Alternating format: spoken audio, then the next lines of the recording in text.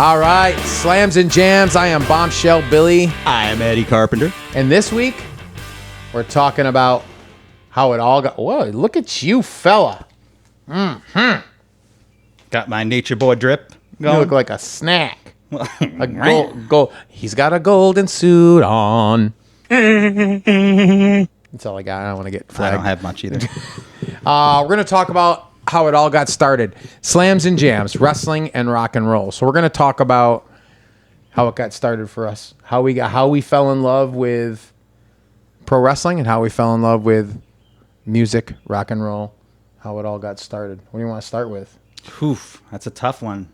You know what? We've talked a lot about wrestling. Let's go down the other path. Let's talk about some rock and roll. Let's go down that path, shall we? Shall we? What you got? Well, You know, hold on. Hold that thought. Sorry to interrupt, but I would like to maybe have a bevy for this. We're going to talk about the old times, talk about how it all got started. All right. Let's talk about... I'm down for that. Just got a little happened to of have this. me a nice glass right here. My lovely Lovey found this at a store recently, and she said, "Oh, look what I got for us to drink tonight." I'm like, "Ooh, I'm going to save that for our next show." And she's like, "What?" I said, "We're going to drink it tonight." I'm like, "Oh, we'll buy another one. Don't worry."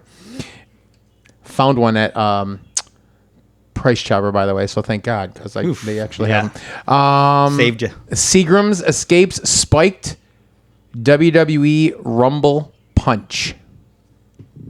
Spiked Punch. I'm excited for it. I'm hoping Vince McMahon had nothing to do with making this, but or Brock. So we're gonna do a little of this to wet our what? natural lemon, strawberry, watermelon, and guava flavors and artificial sweetener. Did you just gag at watermelon? Anything that's not actual watermelon, anything watermelon flavor, watch me close. It's gross. Sorry. A little bit of a hot take there. Same thing with pickles. Oh, I hate pickles. I love pickles. Oh. Anything pickle flavored other than pickles, other than flavored pickles, meaning pickles. Yeah. You don't like pickles at all? I'm an oddity. Like, yeah, I'll get booed out of a room if I tell people I don't like pickles. So I hope you don't tune out of our podcast because I don't like pickles. Well, you know, I have good reason. We were doing a good podcast here, but now I feel as though we're in a pickle. I'll give you the first pour, Pickle Boy. Okay.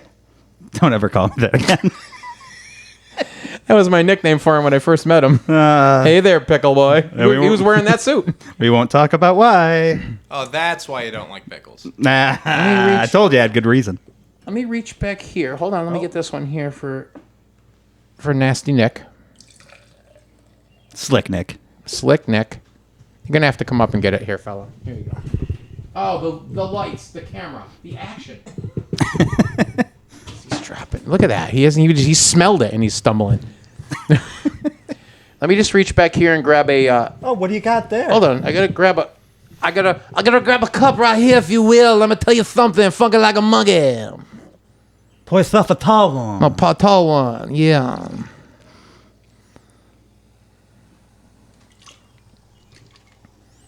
For later. Can you hold that for a second? Beautiful, daddy. Beautiful. Think it, if you will. All right. Why don't you put the can in the middle so the camera can see? Put my can in the middle. What?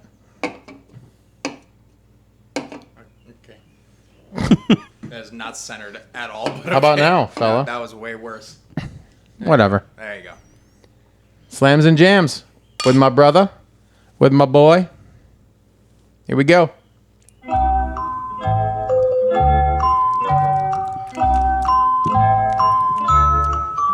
We do taste tests on here too, by the way. It's punchy. It's not like anything to write home about. I feel like I'm at the prom. Hold on. I'm getting a little Iron Sheik sweat.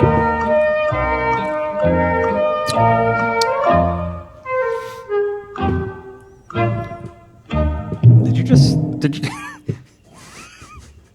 Like it's a fine wine. Are we supposed to spit this out? I almost did when you said, did you just... just cocked your head. You're like, did you just? I'm like, mouthful. Yeah, I did. It didn't help. But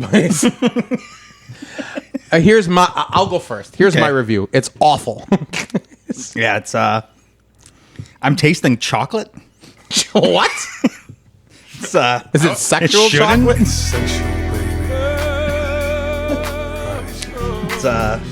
It's. Wait, it's that's not even your hand holding that.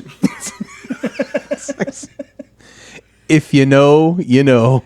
I don't know how you would describe that, but it's not good. Well, you just described it. Not good. like an accident happened at the Seagram's plant.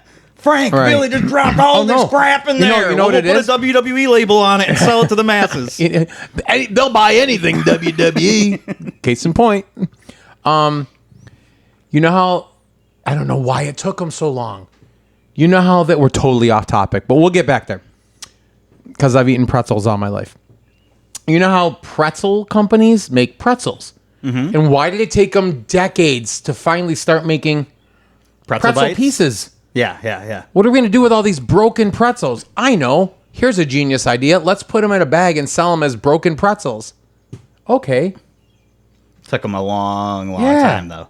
And now what happens when you bite into like a sourdough pretzel? Oh, these are good. Oh, it falls apart, gets all over. Now you don't have to worry about it. Now you can, they're already bitten open. They're probably in the factory going. That's how they manufacture them now. They just hang their head over a bowl. They're like.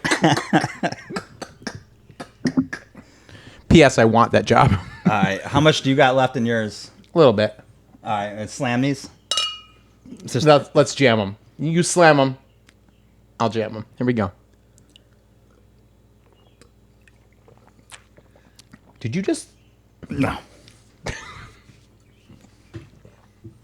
gonna set right here. Let me tell you something right here. My sweet. I'm gonna set this right here next to my sweet sapphire, if you will. Not sponsored, by the way. Not sponsored by anybody. If you couldn't tell by us saying it tasted like crap. Yeah, if we were sponsored by this, we wouldn't be saying it tasted like ass, if you will.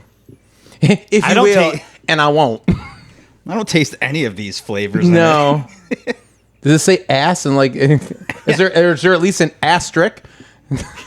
Maybe that was a hint. Artificial sweetener is. Oh, artificial sweetener. That's it. Ass official sweetener. Brock B. Anyways, in the beginning, how we started. Music. You go. Okay. So my brother growing up, he had a big stereo system, the decks, Your brother, record player. your brother Donald. My brother Donald. He had the dual tape decks, the receiver, the record player. Years later, get a CD player. What's the age difference between you and Don? About 10 years. Okay. It used to annoy me to no end how loud he played his music. I was, as a kid, like, not really into it. And then one Christmas, I went to my grandmother's house. And my uncle had bought him Kiss Alive 2 vinyl, and he set it on the kitchen table. And me and my cousins would go upstairs and play, or we'd go down the basement and run around down there and play.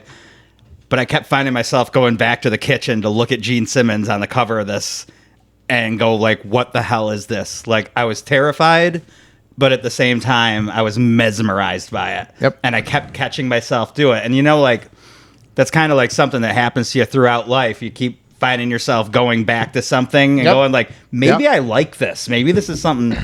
So I asked him about it. I think maybe it was probably just a few short days later. And he played. I think I couldn't even tell you what song he probably played for me. I'd ascertain, but it's probably Detroit Rock City. That's the opening. That's the opening song on Kiss Alive 2. And I was just like, all right. He's showing me pictures, magazines, posters, different albums, and I'm like, tell me more. And I got so into them that I would take my dad's construction materials that probably cost hundreds of dollars. I'd probably cost my father, and make cutout guitars. Nice. And me and my next door neighbor Bruce would have Kiss concerts in the backyard. And I remember him getting so mad because I took the styrofoam. Holy crap! You were friends with Bruce Kulick? Yeah, well, this is years before. He went on to actually be his Kiss. brother did first, but we'll talk about that another time. But we had my dad had these styrofoam boards that were they use them for siding, for houses. And they're pretty expensive. Nowadays I think they're like $60 a sheet, maybe $70 a sheet. Back then they were probably 30. But I took 4 of them and cut the Kiss letters out of them, and we put them on the back of his porch. Dude. And we went up with our fake guitars, and So good. we played Destroyer and just had these like Kiss concerts, pretending we were in front of thousands of people. Amazing. Yeah, when he saw that, he wasn't very happy with us. But that's how I got into music originally. I think it's amazing. Yeah. That was my first venture into music, and how That's awesome. I can blame it all on Donnie. So I have a totally different. Now we're talking about music. Or we're talking about rock and roll. I'm gonna. We're talking music. It's a totally different path. But I was talking rock and roll. I'm gonna start with music a little bit, and then I'm gonna take a sharp turn into rock and roll. Okay. The first concert I ever went to. You sitting down? Never mind. You're sitting down. Charlie Pride. Do you know who that is? I do not. Charlie Pride was the first ever African American country artist. Really? Yep. You ever hear the song "Kiss an Angel Good Morning"? Yes, I have. Charlie Pride. Where did you see Charlie Pride? For a free concert at the State Fair. My Aunt Kate took me there, and I was like, She was a fan, obviously. she was a fan, or we were just at the fair, but it was my first ever. I was like I was like this big, this wide. Look at the proportions. This big, this wide. Were you a turtle? Pretty much. I will say, just to fact check, Charlie Pride was not the first black country artist, but he was the first to have mainstream success. But he was not the first. Okay, I don't know if Darius Rucker thinks he's Hulk Hogan, but Maybe the Charlie first Pride was the first. It doesn't say. I'm just. Maybe the first in Syracuse? It's my job back here to fact check. No, he wasn't from Syracuse. Oh. I meant to perform. Okay, fact checker. Who is the first African American country artist? Let's see. If you say Darius Rucker, I'm flying body pressing not even you. a part of this. Don't worry about it. DeFord Bailey, it says. I don't know who that is. But it has a bunch of other like. No, DeFord Bailey was attacked in the back. He's taken out. He's taken out of the match. Yeah. It's Charlie they replaced Pride. her. It's Charlie Pride. Yeah, it lists a bunch of people, but it does say Charlie was the first mainstream, the one who got success pretty much. Anyways, DeFord Bailey didn't have like a hit song, "Kiss an Angel Good Morning." So, so I saw that at the fair. I was like, I don't know what it was called, Miller Court, maybe it was called back then. That was my first introduction to live music, and I was like, this is pretty cool. Hold on one second. I didn't want to do this, but I'm gonna dab my forehead here because there we go. It's the suit. It's the suit. It's making me so. You're getting so nostalgic. You started crying on your forehead. Hold on. Let me just do it again. Hold on. Console me. It'll be okay. Okay. I'm still wiping my eyes. Okay. There we go. There we go. I cry backwards. My tears run up instead of down. Anyways, Charlie Pride was my first introduction to live music. But then I'm going to go right back around. It's going to entwine with your story. My Aunt Sue, my mother's youngest sister, she lived with us for a while. And she introduced me to Kiss. She had all the Kiss albums. And you mentioned...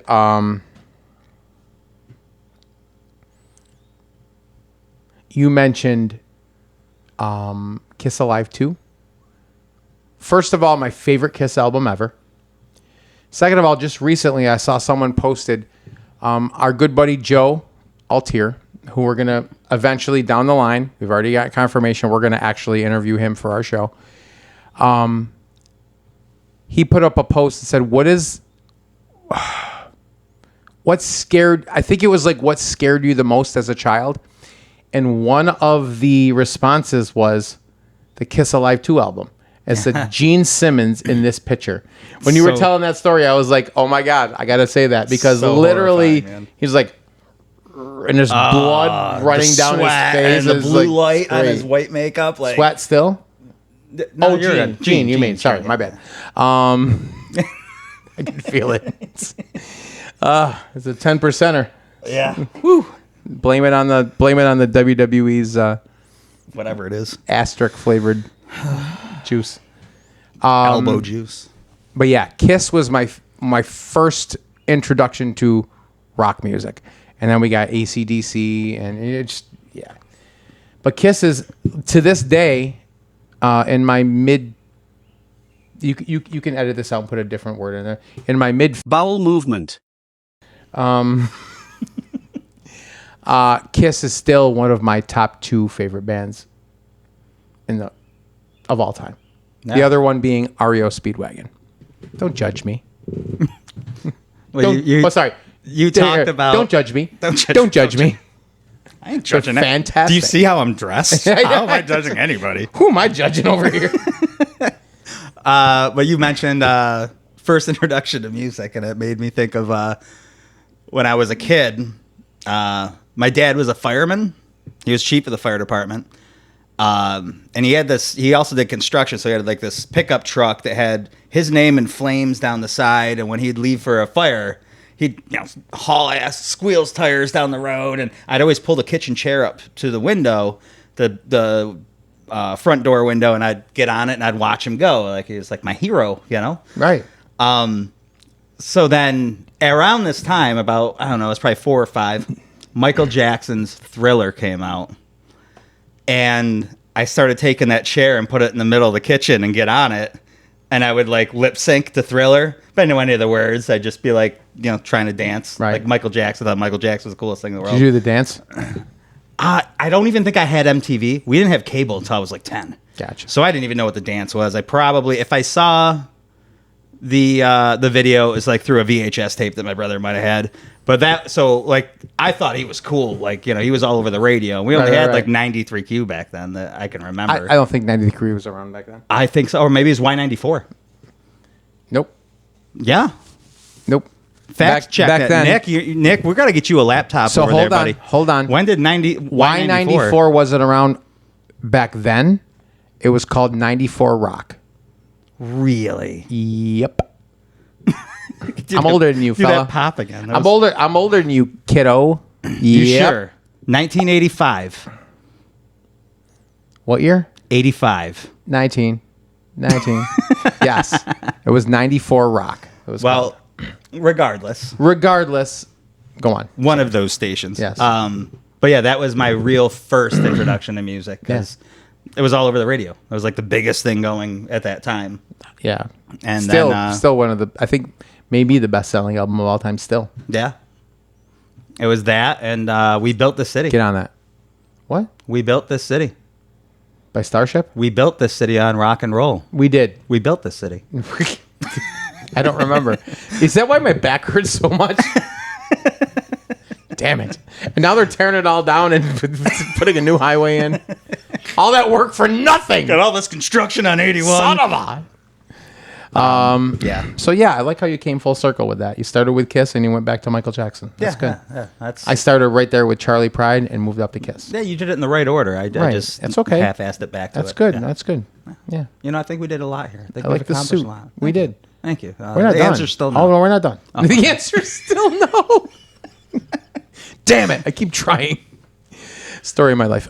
So our first introduction to my longest, I will say, and I've always said this, my longest love affair in my entire existence, professional wrestling. Yep. I remember walking into our living room.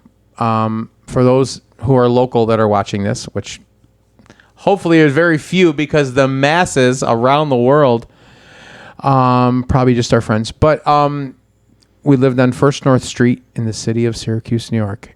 And I walked into the living room and my dad was watching Championship Wrestling, WWF. And it was Bruno Sammartino against Larry Zbyszko. Nice. And it was the student against the mentor. And it was a scientific match, and they're going through, and Larry would do a move, and then Bruno would counter it. And Bruno would just one-up him every time. And then there was a point in the match where they're tied up, and they're hip toss, reverse hip toss, and Bruno got, like, thrown out of the ring. Okay. So Bruno gets up, and of course, you know, Vince McMahon's on the call. Oh my God, Bruno Sammartino!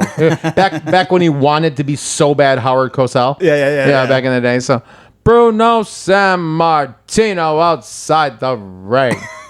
So, and I think it might have happened a couple times early in the match where maybe Larry went out and Bruno sat on the ropes and held the ropes open for him to get back in as a gesture of you know, sportsmanship. So Bruno went out. Bruno's getting back in, and Larry holds the ropes open. Bruno's coming back in, and Larry waffles him. Heel. He totally waffles him, starts putting the boots to him, goes outside the ring, and gets not a steel chair, a wooden chair, and brings it in and nails him over the head. And Bruno's like freaking... Oh, sorry. Bruno got hurt and his head got split open by the wooden chair. Well, I mean, if it's a wooden chair. Right. And he's bleeding all over. And it was the hugest like angle at the time that Larry turned on his mentor. Well, here's something you may or may not have noticed last night on Raw. But every time they had a general manager's office skit backstage. Yeah. Oh, yeah, they have it. They had the Shea poster, Stadium one. I saw it of Bruno versus Larry Zbyszko the Larry him. And Bruno Shea Stadium match. I saw it last night, and I'm like, that's funny because I'm going to be talking about that tomorrow. And I remember turning to my dad and saying, why did he do that to his friend? And it's Nick's grandfather. He can tell you. My dad's like, oh, goddamn ref. I don't know why he's... My dad's wicked. He knows, but he doesn't want to know. So he's like totally like... Suspends disbelief. Yeah. He's like, I don't know. He's an asshole. But that's when in my head, I'm like, oh my God, this is awesome. I love this. Yeah. And I fell in love from that day forward. Bruno Sammartino and Larry Zbyszko. Years later, I met them at a convention. They were both there at separate tables, and there might still be like later on, there was not like real, not like storyline heat between the two, because Larry down the line started calling himself the living legend. And that was Bruno's thing forever. Yeah. But I asked, can I get a picture with the two of you together? And I actually did. I actually talked to him, and I'll do it if he does it. Oh. And that happened one other time with two other people I can tell down the line too. But yeah, they both got in the picture, and I got a picture with Bruno and Larry together. That's amazing. I think I told them the story. You guys were the very first wrestling match I actually feel like I'm getting choked up right now telling this. I'm getting choked up hearing it. I told them, you guys are the first wrestling match I ever watched. And I think that's why they did the picture with me. And you know what? It was amazing. You could have been the reason they might have gone out that night. Maybe put their differences aside for one evening. Pulled up two wooden chairs, sat down on them. Had a beer. Just talked about the old days, you know? It's all my doing. That's pretty incredible, man. That's pretty incredible. It's amazing. From then, I got turned on to Georgia Championship Wrestling. Ooh. How did you watch that? It was on the Superstation 17. I don't think it was called WTBS back then. Maybe it was, but they might have been the call letters, but I don't know if they called it that. It was Superstation 17. Okay. And it came through on cable. We finally had cable. Mm-hmm. And the cable box that not the remote, not the wireless that we're all like spoiled to. It was literally the cable box that had the cord running to the box that's under the thing, and you had the I don't know if you ever know what I'm talking about. It was the Gerald box, and it had the 3 rows. You flick the switch and you push the button down to change the channels. Yeah, my aunt and uncle. It was that deal. Yeah, my uncle it was Jim that deal had one right of those. there. And we were watching it, and it would be on every Saturday at 6:05.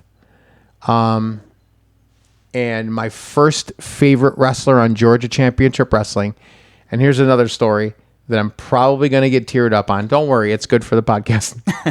My first favorite wrestler, Nick already knows what's coming out of my mouth. Tommy Wildfire Rich. Tommy Rich. Now, before he was FBI Tommy Rich, or before he was, he was the hottest, probably one of the hottest baby faces, good guys in wrestling. Oh, yeah. His matches with Flair are legendary. Yeah. And he wasn't a great wrestler, but he was... Wait a minute. Tommy Rich was the Jey Uso of his time. I wouldn't say that. I would. He was... Tommy Rich could do Broadways. He was... Yeah. Oh, yeah. Yeah. And he was just my favorite. And I remember one time, specific time, where he was gone for a while. He got beat up and he left. And back before the internet and before everybody was in the know about everything, which was way better, by the way, he actually left Georgia, went to Memphis to be a heel. Was a heel there for a while. And then there was a match with the Freebirds, and they were beating up Steve-O and whatever. And they were pile driving a dude on the ground, and they were just about to do it again. And Tommy Rich returned to Georgia, and he came out. I remember screaming and spazzing out, and my mom and dad yelling at me, "Quiet down, calm down." I'm like, "Oh my God." And just like, I was the greatest thing ever. And it was my favorite wrestler came back. Because I was like, where the hell is he? I didn't say where the... Right. Where the heck is he? But sad that he was Sugar, gone. where is he? Oh, shucks. So he finally came back. So anyways, he was my favorite. He was my first favorite wrestler. Now, fast forward to last year, 2024, Friday before WrestleMania weekend at WrestleCon. Tommy Rich is there. Oh. We're standing, we're walking around, we get there, we're walking around, and I'm like, I see him. He's down the end of the aisle over on the left. I'm like, oh, and I could feel like, first of all, I could feel like the excitement, and I could feel my up here getting all welled up. I'm like, whoa. So I'm waiting. There's a dude up there, one person in front of me, and I'm standing in the back behind him, and I could feel like tears welling up. Yeah. You know, I'm 53 years old at the time, and I'm sitting there trying to hold back tears. Do you feel like that feeling comes on more as you gotten older? Absolutely. Me too. I've always been a very emotional person, but Yep. I'm a big baby a lot about stuff, especially with my kids and my family. Yeah. But then I'm waiting there, and finally the guy walks away. He goes, "How you doing?" I'm like, I lost it. I started crying. I'm like, It's still real to me, damn it. It's still real to me. But I was literally like, you were my first favorite wrestler ever. And I explained to him the situation. I'm like, I know I'm a big baby and I'm a grown adult. And I go, but man, this is an honor. I told him, I said, I've gotten, from back in the Georgia days, I've gotten pictures with Harley, Dusty, Mass Superstar, Gordon Soley twice, Mr. Wrestling #2, Austin Idol, all the top stars of the time that I watched Georgia wrestling. The one person that eluded me the whole time was Tommy Wildfire Rich. And I told him about it, and he couldn't have been nicer and more gracious. And he's like, all right, so let's go. And I kept like, thank you so much. He goes, no, let's do another one. And he kept doing different poses. And he was like, wait, one more. And then he does the FBI, the FBI one. I'm like, it was amazing. That's where you insert the picture, by the way. Yeah. I got you. Yeah, I get you. Yeah, it was amazing. And I walked away going, we can leave. I'm done. I'm good. I'm good to go. I'm done for the day. Here we go. We can not You were, leave. you not were talking leave the, to God when you said that. Like, not leave all the right, convention. I We guess can I'm go all right. home now. We can we can drive home now. Yeah, That's it was sick. amazing. I finally, you know what I told him? I said, I'm at blah, blah, blah. I go, and finally I'm meeting you. Tommy, on this weekend here, I'm finishing the story. I totally told him that. It was awesome. That's Yeah, great. it was man. great. Yeah. How do you know about wrestling? What do you know about wrestling? Well, we talked about this a bit last week, but the more I was thinking about it, like I can remember just watching, going over to Bruce's house. He was my neighbor. They had a big satellite dish. Bruce Kulick. Bruce Kulick. Right. And by satellite dish, I mean like the size of this room. You know, back then. They Dude, raised They were so huge back then. Yeah, his dad would move it with like a pipe wrench and 3 other guys. Yeah. I got the guys coming over. Why? We got to move the satellite an inch. Because HBO's on. We gotta HBO's watch fuzzy. HBO. Some of the boys are coming over to move the satellite. Gotta have Need the whole crew. gotta be. Yeah. Like, Wanda the fish is on, or like. Wanda the fish. Anyway, so but every once in a while, I'd spend the night at his house. Like any chance we got, we'd spend the night at each other's house. And his dad always watched wrestling, so it was I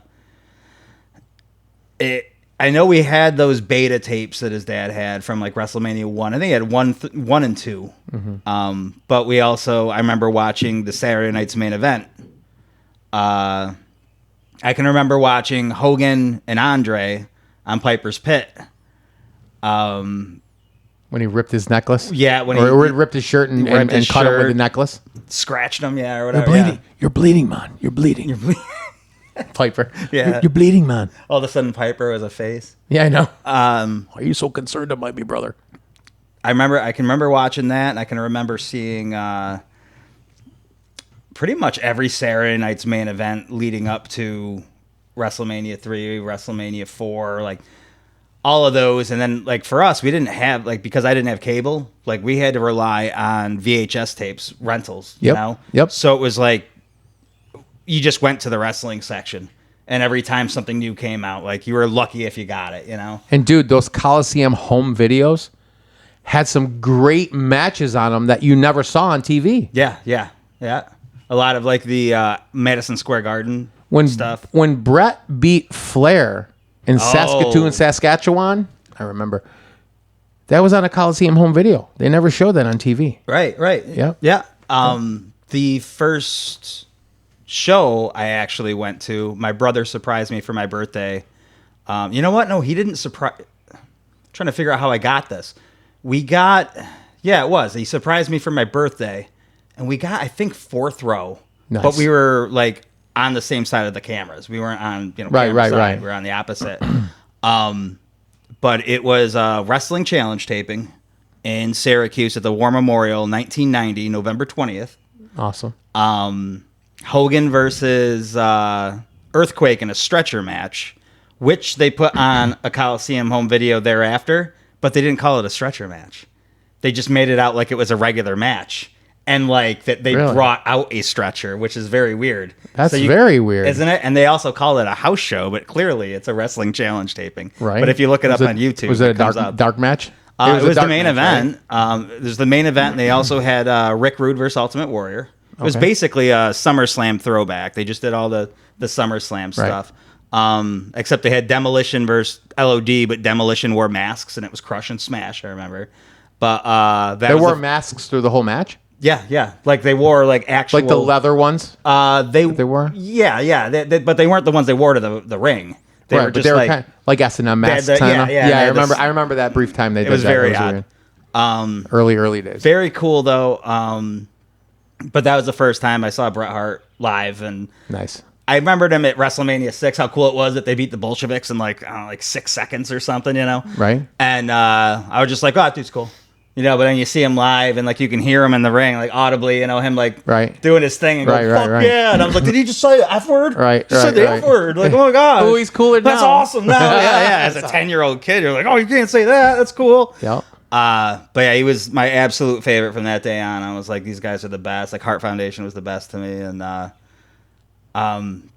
was the start for my, I think like way back, like in those mid 80s, like when Hogan first came in and WrestleMania 1 and the WrestleMania 2 and 3, those were, it was kind of touch and go. Anytime I went to Bruce's house, we'd always ask his dad if I spent the night, can we watch wrestling? Nice. And he'd put a tape in and it would be, either a Saturday night's main event that he recorded, or it would be, one of the WrestleManias or other Coliseum home videos that he had. And then my brother started buying me every chance he got. He would find the old ones. Like I had the Heart Foundation one, I had the Demolition one. Perfect. Like the best of them. Yeah. But they were like from like back when Jimmy Hart was with them and whatnot. That's awesome.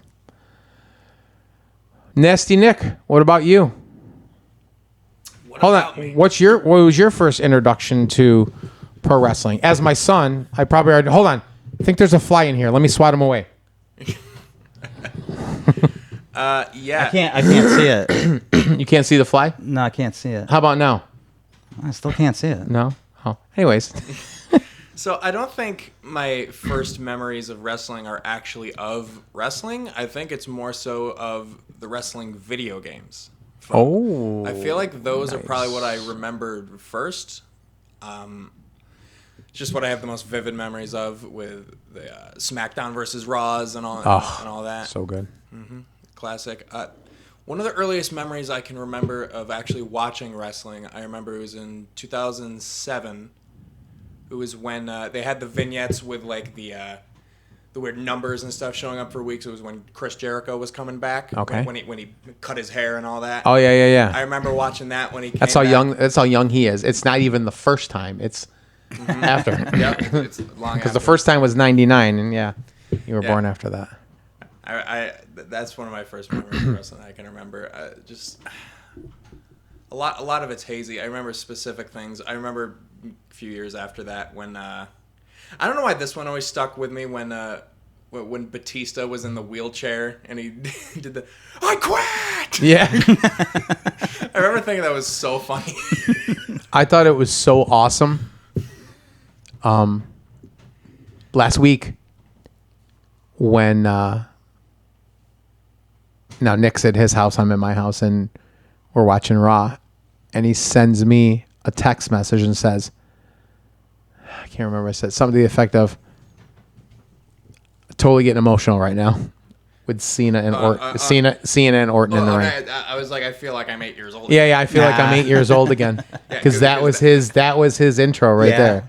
That was my That was the big thing going on when he started watching. That was my Rockin' Austin. That was my Yep.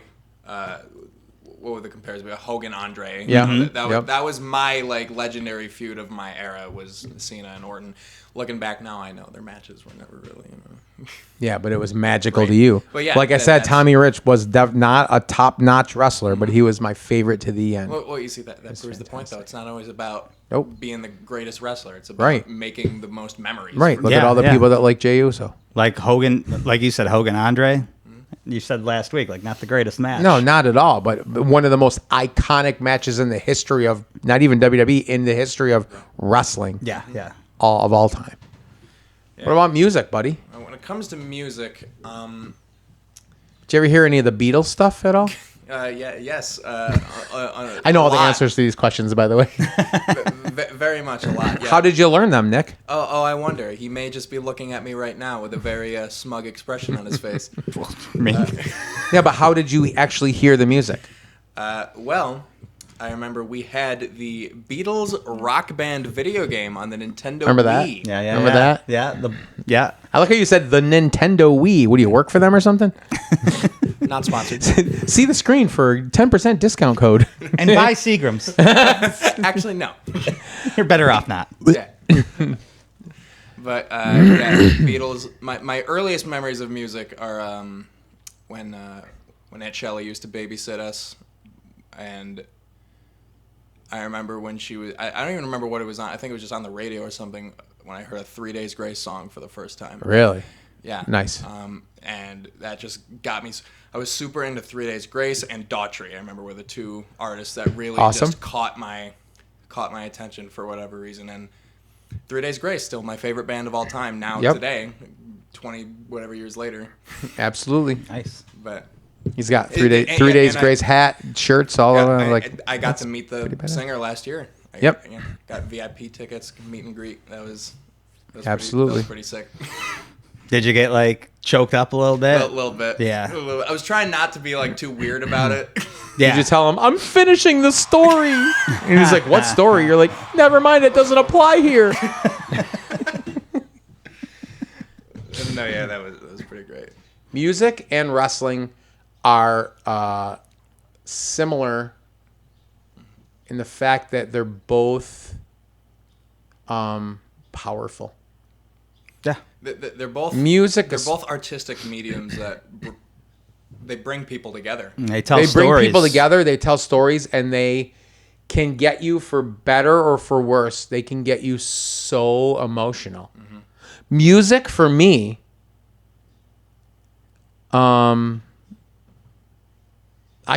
music can take me on a roller coaster. Yeah. Yeah. You know, I could be happy. Sometimes, raise your hand if you ever listen to music that you know is going to make you sad or make you cry on purpose. I think everybody does that. Yeah. Yeah. There's been times that I've driven to the cemetery and parked out across from the row where my mom is buried. And I'll just sit there and play songs that we used to listen to on our way to Fairhaven Beach. Not even songs that not even a song that relates, not the words of the song that relates or anything, but just knowing that when I hear that song, it takes me back to a memory of driving to Fairhaven Beach a couple times a month, driving out there with the family, whatever the hell we were driving, and listen to those Conway Twitty songs, you know? There's certain songs that remind me of my kids. There's a song by Brad Paisley called He Didn't Have to Be. It reminds me of my dad.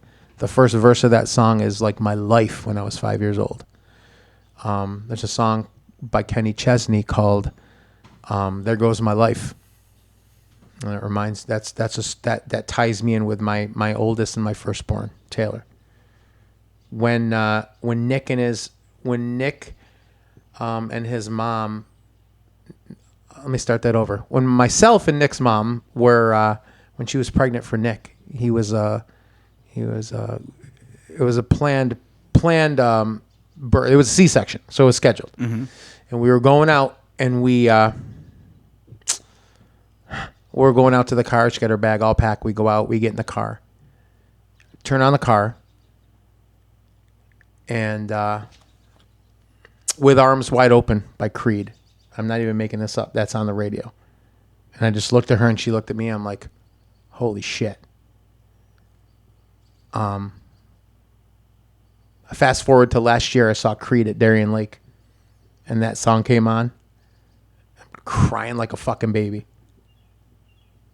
Because I'm watching them live do it, and everybody else is like, woo, and I'm just like, whoa.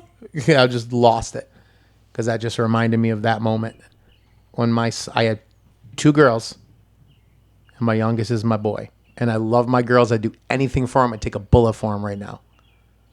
But I finally got my son, and those girls are super excited about it because they didn't have to like wrestling anymore.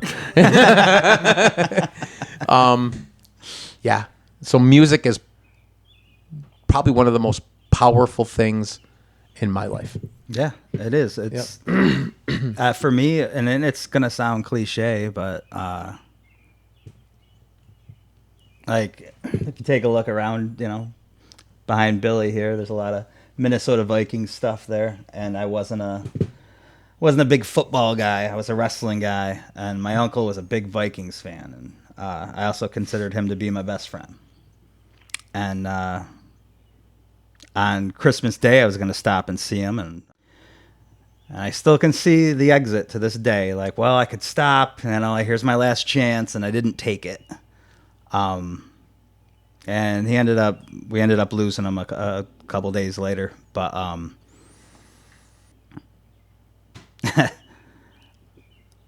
long story short, went to my grandmother's house and dealt with all that, and then at the end of the night, you're kind of home, you're relaxing, trying to, I can't say relaxing, but trying to get all that out of your head and listening to the radio. I turn the radio on. What's the first song that plays? But Silent Lucidity from Queensryche. And to this day, if I ever hear that song when someone passes away, it's like the song that always has to fucking play, you know? And I'm like, why? Every time, it's always on a station. You never hear anything, oh, I got XM around. I'll turn on XM, and if something happens, and I'm just like, it's almost like you said, music speaks to you, but in the craziest ways, and it's like some songs just attach themselves to you, and absolutely, certain songs will bring up specific moments in your life. And that's so to bring it on a little less of a somber note. That's the perfect example of how wrestling and music are similar. With that is when they come together as well. Last weekend at WrestleMania is an example when they were airing that video package for Punk before like Living Color started playing, whatever. With his old theme song that he used to use years ago. And I'm sitting there getting choked up like a baby. Yep. Because that's just bringing me back to like when, Yep. Where times were good. Yeah. Times were better. Yeah. Not so much responsibility in life, just like... And I love that they tied into his old speeches. Yes. And then they'd float into him saying the same stuff nowadays. It's awesome. Yeah. It's very awesome. Whoever edited that package needs Oh, they do the best. Nobody, so good. Nobody does videos better than WWE production. Yeah. Football, any sport, nothing. Lately, they've just been off the charts. Yeah, though. They've been killer. And even going back, like Jim Ross might say different, but dude, that package that they did for, was it Austin Rock? Was it? That different one you're thinking of. But Triple H. It was Triple H, right? Whatever the Creed song you're thinking of, right? My Sacrifice. Yeah, it was. I can't remember. It was Austin and maybe Trips, whoever it was. They did a video package to the song "My Sacrifice" by Creed. I remember Jim Ross. And dude, it was that video or that audio clip of him. Yeah, here's Creed this for the song. 20,000th time. Let me guess, they're gonna play Creed again. Yeah, let me get my tissues out. yeah. It's like, shut up, JR. I cry every time I hear it. Yeah, that's another one that I related to when I saw them play. They played that last at the Creed concert. And I was just like, and I had memories of that. I'm thinking of like, oh, it's Stone Cold. Stone Cold. So, but it's like the with the Rock and Austin one with My Way by Limp Bizkit. Oh yeah. There's videos of people that'll go to like Limp Bizkit concerts now, and when they play that song, they'll have that video package pulled up on their phone like, while they're playing it. It's amazing. That's awesome. It's great. It's great. It's so good. Yeah. So that explains why we are how we are. But that explains why we wanted to do a show called Slams and Jams. Slams for the wrestling, jams for the rock and roll. Because they tie in, like Nick said, they tie in they fit like a glove. Music and wrestling fit like a glove. They have very similarities, like they're emotional. You can relate to them. They can bring you up. They can bring you way down. And watching a wrestling match or a wrestling show is kind of like listening to an album from a band.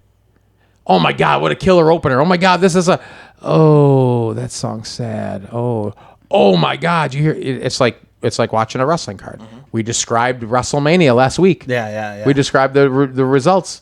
You know what I mean? Yeah. Well, skip that song in the middle. Yeah. Exactly.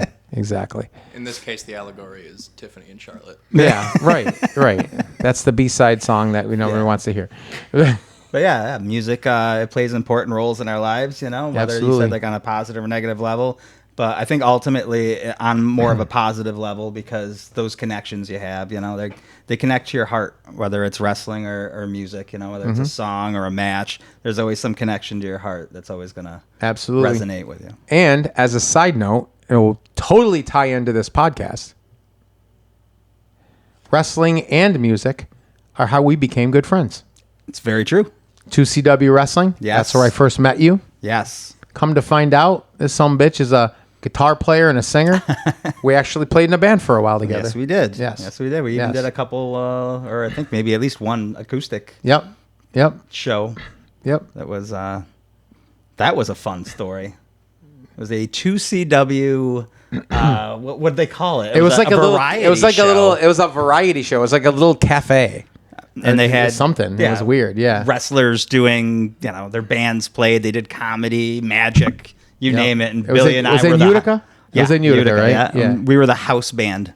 Because Trades, R.I.P. Yes. Jack Trades and his son Justin, I think, set it up. Yeah. It was a lot of fun, actually. The Tremonte? Was that the place that it was? Oh, Like I don't remember. It was very cafe? small though. Yeah, I know, yeah, I think but yeah, we just said, hey, let's do something together. Yeah, and we yeah. did a little acoustic show, and 'Cause we're- people loved it. They're like, because I was the ring announcer for 2CW, and he was in the front row with a cowboy hat on as the 2CW's biggest fan. And then we got up there and did that. They're like, what the hell is going on here? Yeah, we're like, oh yeah, we're in a band too. Well, why is 2CW's biggest mark and the fat ring announcer singing songs together? What's and it's good. I'm like, this is good. That was good times. Good times, my brother. Absolutely. Absolutely. Wrap it up. Dry our eyes and my Yeah. forehead. And for And my forehead. well, you're cry up. So That's right. It's like this. It's not sweat. It's tears. Oh, I'm good. We'll go another hour. I'm just kidding. We got a lot of stuff coming up in the weeks coming. We've been having behind the scenes meetings on different ideas. We're gonna involve some people. If y'all want to get involved, if you're watching the show, if you like it, get a hold of us. You know how to get a hold of us. If you know us, if we've expanded so far that you don't know us yet, get to know us. Hit the Facebook page, which is Slams and Jams. Is that what it is? Just sure. Is it Slams and Jams? Or It is and because it wouldn't let me put a goddamn ampersand on there. So That's it's ridiculous. Slams and Jams. But check us out on there. Give us some ideas. Give us some suggestions. We got Mount Rushmore's coming up. We've got quizzes. We've got trivia. We've got all that good stuff. We're going to have people we're going to talk to. We're going to talk to our buddy Joe. We talked about it earlier. You may know Joe. Well, I'll save it. Yeah, we're gonna have If a you're lot a of wrestling fun fan and you're a rock fan, you know who Joe Altier is. So, for sure. yeah. What he said. Well, let's save it.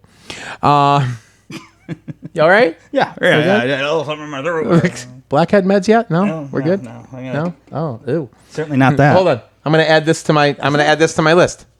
Watermelon, for you pickles, and now for me this. Is that watermelon on it, or is it? It says looks watermelon. like a slice of pizza, like it's on top of the belt. It is pizza. No, it's Why is I it think it's a diamond. But dude, it looks like pizza. Yeah. Wait a minute. No.